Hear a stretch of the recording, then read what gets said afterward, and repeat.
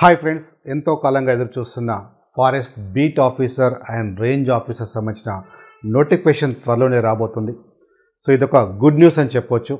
So మనకి ఇటీవలనే government మనకి ఈ ఫైనాన్స్ డిపార్ట్మెంట్ క్లియరెన్స్ ఇచ్చింది. సో దీనికి సంబంధించి టోటల్ ఎన్ని పోస్టులు ఉన్నాయి, సో దేనికి సంబంధించిన ఎన్ని పోస్టులు ఉన్నది చాలా క్లియర్గా మెన్షన్ చేయడం జరిగింది. సో మనకి దీనికి సంబంధించిన నోటిఫికేషన్ మనకి ఏ క్షణానైనా రావచ్చు. సో నోటిఫికేషన్ కోసం వెయిట్ చేయకండి. మీకు తెలుసు నోటిఫికేషన్ వచ్చిన తర్వాత ఎంత టైం ఉంటుంది. గ్రూప్ 2 నోటిఫికేషన్ తీసుకోండి రీసెంట్. సో ఎంత టైం ఇచ్చారు మనకి, అలాగే టెట్ డిఎస్ నోటిఫికేషన్ తీసుకోండి, ఎంత టైం ఇస్తున్నారు. ఇలా మీరు ఏ నోటిఫికేషన్ తీసుకున్నా నోటిఫికేషన్ తర్వాత ఎక్కువగా టైం ఉండదు. అంటే just 2 months maximum 3 months time ఉంటుంది, అంతకంటే ఎక్కువ టైం ఉండదు. ఎందుకంటే మనకి ఏ ఎగ్జామ్ తీసుకున్నా మనకి 2 stages ఉంటున్నాయి, ప్రిలిమినరీ అండ్ మెయిన్స్ ఉంటున్నాయి. కాబట్టి సో ప్రిలిమినరీ ఎగ్జామ్కి పెద్దగా టైం ఇవ్వరు.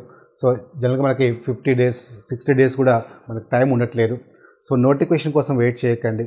మళ్ళీ నోటిఫికేషన్ వస్తుందా రాదా, వస్తే ఎలక్షన్స్ ఉన్నాయి, ఎగ్జామ్ కండక్ట్ చేస్తారా లేదా, వచ్చాక చూద్దామని మీరు అలా నెగిటివ్ ఆలోచనలు పెట్టుకోకండి. పాజిటివ్గా ఉండండి. సో ప్రిపేర్ అయితే పోయేది ఏం లేదు కదా. సో నోటిఫికేషన్ వస్తుందని, ఎగ్జామ్ అవుతుందని ఒక పాజిటివ్ థాట్తో ప్రిపరేషన్ ప్లాన్ చేసుకోండి. సో ఆ సిలబస్ వేస్ట్ ఏం కాదు, మీకు ఏ ఎగ్జామ్స్కైనా యూజ్ అయ్యే సిలబస్ కాబట్టి సో దానికోసం ఆలోచించకుండా సో మీరు ఏ క్షణానైతే ఫిక్స్ అయిపోయారో నేను ఫారెస్ట్ బీట్ ఆఫీసర్ కావాలి లేదా రేంజ్ ఆఫీసర్ కావాలని ఫిక్స్ అయిపోయారో, సో క్లియర్గా మనకి ఫైనాన్స్ డిపార్ట్మెంట్ కూడా క్లియరెన్స్ ఇచ్చింది కాబట్టి పాజిటివ్గా ఆలోచించి ప్రిపరేషన్ అనేది ప్లాన్ చేసుకోండి. సో ఈ వీడియోలో మీకు కంప్లీట్గా డీటెయిల్స్ నేను డిస్కస్ చేస్తాను.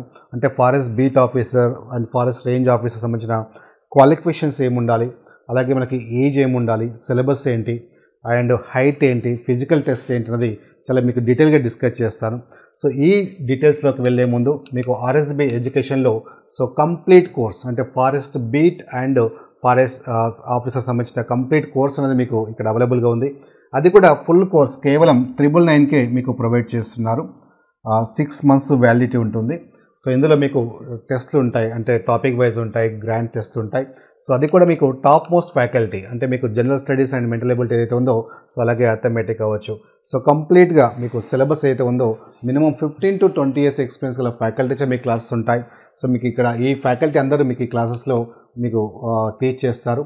సో ఇక్కడ సైన్స్ కావచ్చు, అలాగే హిస్టరీ కావచ్చు, economy, so geography, current affairs, అలాగే అర్థమెటిక్, మెంటల్ ఎబిలిటీ అందరూ కూడా టాప్ మోస్ట్ ఫ్యాకల్టీ ఉంటారు.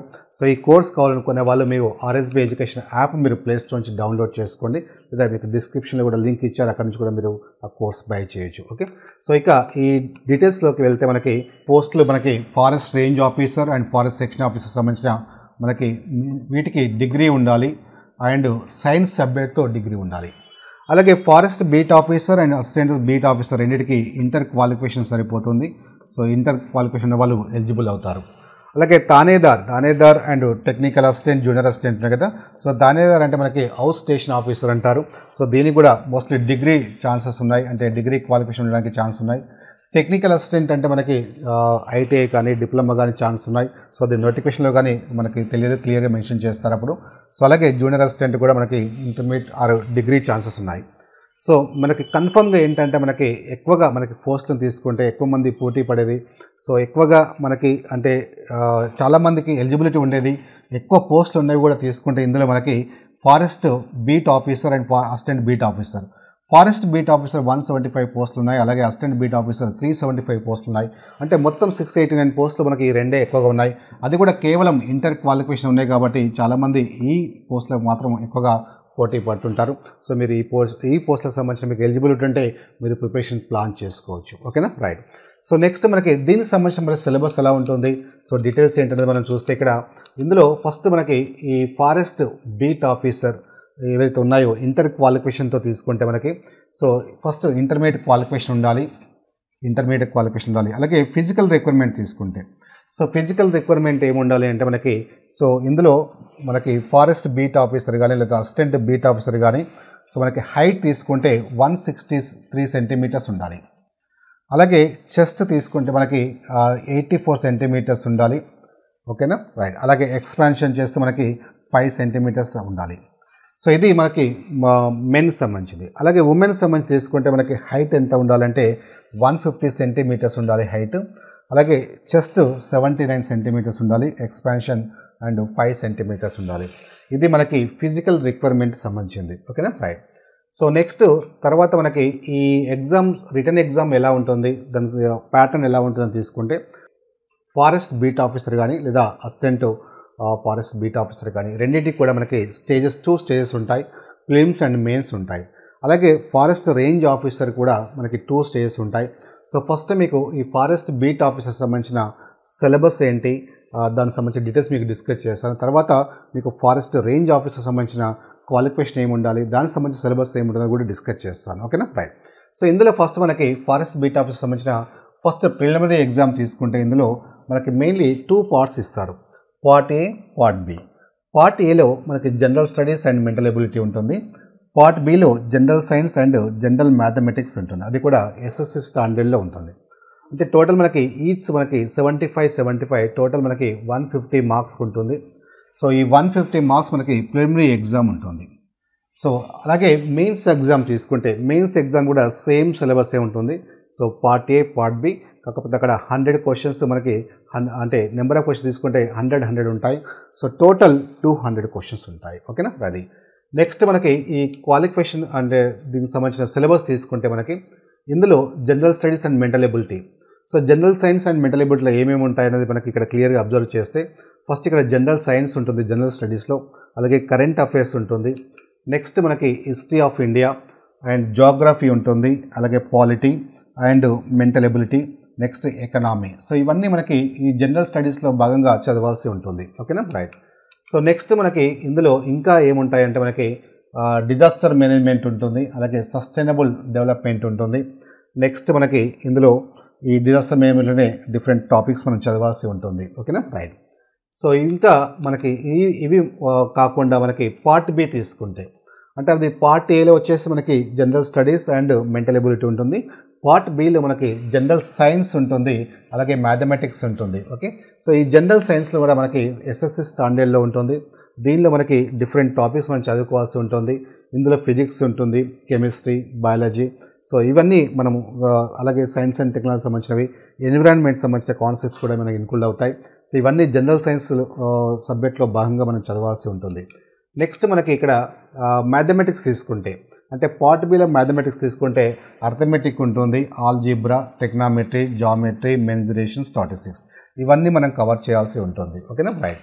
సో ఇది మనకి సిలబస్, ఏది మనకి ఫారెస్ట్ బీట్ ఆఫీసర్ సంబంధించింది. సో దీనికి సంబంధించిన ఏజ్ క్వాలిఫికేషన్ తీసుకుంటే మనకి ఏజ్ ఎంత ఉండాలి అంటే మనకి ఏజ్, సో ఇందులో మనకి ఏజ్ తీసుకుంటే మనకి 18 మినిమం 18 ఇయర్స్ ఉండాలి, మ్యాక్సిమం 30 ఇయర్స్ ఉండాలి and plus 5 years age relaxation ఉంటుంది. అంటే మనకి ఎస్సీ, ఎస్టీ, బీసీ వాళ్ళకి ప్లస్ 5 ఇయర్స్ ఉంటుంది. 35 ఇయర్స్ వరకు కూడా వాళ్ళు అప్లై చేసుకోవడానికి ఛాన్స్ ఉంది. ఇంకా మనకి ఈ ఫిజికల్ ఎఫిషియన్సీ టెస్ట్ తీసుకుంటే ఇందులో ఫిజికల్ ఎఫిషియన్సీ టెస్ట్ తీసుకుంటే మనకి వాకింగ్ ఉంటుంది. అంటే మనకి ఈ constable, general constable SI exams లాగా long jump, running, high jump ఇలాంటివి ఉండవు. ఇక్కడ కేవలం వాకింగే ఉంటుంది. ఇందులో మనకి మెన్ తీసుకుంటే మనకి 4 అవర్స్లో 24 కిలోమీటర్స్ మనకి వాక్ చేయాల్సి ఉంటుంది. అలాగే విమెన్ తీసుకుంటే 4 అవర్స్లో 16 కిలోమీటర్స్ వాక్ చేయాల్సి ఉంటుంది. ఓకే, ఇది మనకి ఫిజికల్ ఎఫిషియన్సీ టెస్ట్ సంబంధించింది. అలాగే ఇది ఏజ్ సంబంధించింది. నెక్స్ట్ మనకి ఇంతకుముందు డిస్కస్ చేసాం హైట్ సంబంధించింది. సో ఇవి ఎవరైతే ఉంటాయో అంటే ఏ క్వాలిఫికేషన్స్ ఎలిజిబిలిటీ ఏదైతే ఉంటుందో సో వాళ్ళు ఖచ్చితంగా ప్రిపరేషన్ ప్లాన్ చేసుకోవచ్చు. ఓకేనా రైట్. సో నెక్స్ట్ నెక్స్ట్ తీసుకుంటే మనకి ఫారెస్ట్ రేంజ్ ఆఫీసర్. మనం స్టార్టింగ్లో డిస్కస్ చేసాం ఫారెస్ట్ రేంజ్ ఆఫీసర్. అది యాక్చువల్గా ఇది గెస్టెడ్ పోస్ట్. సో ఒక గెస్టెడ్ పోస్ట్ కాబట్టి ఇది ఒక మంచి జాబ్ అని చెప్పవచ్చు. కాకపోతే దీనికి ఎలిజిబిలిటీ ఏముంటుంది ఫస్ట్ చూద్దాం. దీనికి eligibility degree with science subject చదివి ఉండాలి ఫస్ట్, అది పాయింట్. ఇంకా మిగతావన్నీ సేమ్ ఉంటాయి ఆల్మోస్ట్. అంటే ఏజ్ కావచ్చు, అలాగే ఫిజికల్ రిక్వైర్మెంట్ కావచ్చు, ఇవన్నీ మనకి సేమే ఉంటాయి. సో దీనిలో కూడా మనకి 2 స్టేజెస్ ఉంటాయి. ప్రిలిమినరీ ఎగ్జామ్ ఉంటుంది, మెయిన్స్ ఎగ్జామ్ ఉంటుంది. సో ప్రిలిమినరీ ఎగ్జామ్లో మనకి ఇందులో ఎలా ఉంటుందంటే ఈ పార్ట్ ఏదైతే ఉందో అది సేమ్ ఫారెస్ట్ బీట్ ఆఫీసర్కి ఏ సిలబస్ అయితే ఉందో ఇక్కడ కూడా సేమ్ అదే సిలబస్ ఉంటుంది. 75 క్వశ్చన్స్, 75 మార్క్స్ ఉంటుంది. ఇక్కడ పార్ట్ బిలో మనకు అక్కడ జనరల్ సైన్స్ ఉంది, మ్యాథమెటిక్స్ ఉంది. కానీ ఇక్కడ ఈ ఫారెస్ట్ రేంజ్ ఆఫీసర్కి పార్ట్ బిలో తీసుకుంటే జనరల్ ఫారెస్ట్రీ అని ఉంటుంది. అందులో మనకి 2 పార్ట్స్గా డివైడ్ చేశారు. Part 1 part 2. సో ఈ జనరల్ ఫారెస్ట్కి సంబంధించిన సిలబస్ ఏముంటుంది అనేది మనకు క్లారిటీ ఉండాలి. సో జనరల్గా మనకి ఇవన్నీ ఇంతకుముందు మనం చెప్పిన సబ్జెక్ట్ ఏదైతే ఉందో అవి చాలా ఎగ్జామ్స్లో మనకు ఉన్నవే కాబట్టి చాలామందికి ఐడియా ఉంటుంది. బట్ ఎక్కడైతే ఈ జనరల్ ఫారెస్ట్రీ అంటే ఏమొస్తుంది, సో ఇది మీకు క్లారిటీ కోసం మీకు టాపిక్ వైజ్ కూడా ఇచ్చారు ఇక్కడ, ఇది చూడండి. సో ఇందులో మనకి సిలబస్ తీసుకుంటే ఫస్ట్ జనరల్ స్టడీస్లో మనకి ఏముంటుందని ఆల్రెడీ డిస్కస్ చేసాం. ఫారెస్ట్ బీట్ ఆఫీసర్లో మనం ఏమైతే డిస్కస్ చేసామో సేమ్ సిలబసే ఉంటుంది, అది పార్టీ చేంజ్ ఏం లేదు ఇక్కడ. Okay, so same general science, current affairs, polity, history, mental ability, disaster management ఇవన్నీ సేమ్ ఉంటాయి. నెక్స్ట్ అలాగే అర్థమెటిక్ ఇవన్నీ సేమ్ ఉంటాయి. నెక్స్ట్ మనకి ఈ పార్ట్ బి తీసుకుంటే పార్ట్ బి చూడండి. పార్ట్ బిలో మనకి జనరల్ ఫారెస్ట్రీ అని ఇచ్చారు. జనరల్ ఫారెస్ట్రీలో మనం ఏమేమి చదవాల్సి ఉంటున్నది మీకు క్లారిటీ ఉండాలి. సో ఇందులో మనకి ఏముంటాయంటే ప్లాంట్ సైన్స్ ఉంటుంది, మళ్ళీ అందులో వేరియస్ టాపిక్స్ ఏవైతే ఉన్నాయో ఇక్కడ మనకి డిఫరెంట్ టాపిక్స్ ఉంటాయి. Structure and function of plant forms ఉంటుంది, ఫ్రమ్ ఇవాల్యూషనరీ ఆస్పెక్ట్స్ ఉంటాయి. సో ఇలా మనకి డిఫరెంట్ టాపిక్స్ మనం కవర్ చేసుకోవాల్సి ఉంటుంది. నెక్స్ట్ ప్లాంట్ సైన్సే కాకుండా ఇంకా ఇందులో మనకి చాలా టాపిక్స్ ఇవ్వడం జరిగింది జనరల్ ఫారెస్ట్లో. అవి ఏంటంటే మనకి ఈ ప్లాంట్ వెరైటీస్ ఏంటి, biodiversity and it's conservation. Next మళ్ళీ ఇందులో మనకి డిఫరెంట్ టాపిక్స్ మనం చదువుకోవాల్సి ఉంటుంది. అలాగే అగ్రికల్చర్ గురించి కూడా చదువుకోవాల్సి ఉంటుంది.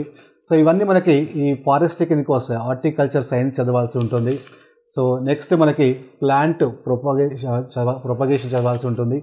నెక్స్ట్ మనకి ఇందులో greenhouse production, next soil science, next geology, అలాగే water resources and management. So ఇలా మనకి డిఫరెంట్ సబ్జెక్ట్స్ ఇచ్చారు. Watershed management.